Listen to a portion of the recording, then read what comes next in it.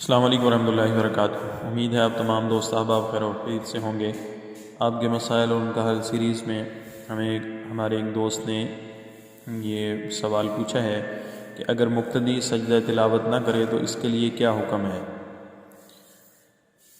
جواب سننے سے پہلے ہم پہلے کی طرح آپ سے اتنی گزارش ضرور کریں گے کہ آپ ہمارے آپ کے مسائل ان کا حل سیریز میں مفید معلوماتی مسائل دینی شرعی احکامات سیکھنے کے لیے ہمارے چینل کو سبسکرائب کیجیے اور بیل آئیکن پر بھی ضرور کلک کر دیجیے۔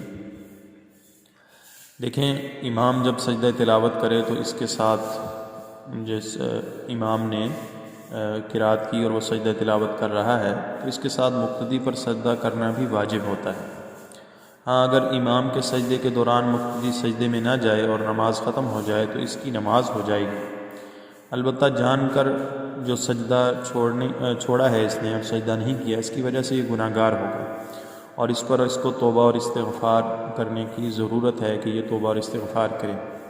انسان کیونکہ نماز میں مقتدی خصوصاً امام کے تابع ہوتا ہے تو اس لیے ضرورت یہ ہوتی ہے کہ انسان وہ اعمال سارے بجا لائے جو امام ادا کر رہا ہے۔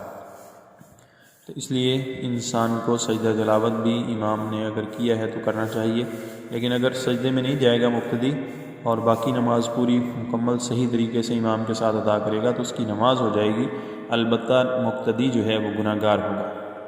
اللہ تعالیٰ سے دعا ہے اللہ تعالیٰ ہمیں مسئلہ سمجھ کر اس پر عمل کرنے کی توفیق عطا فرمائے۔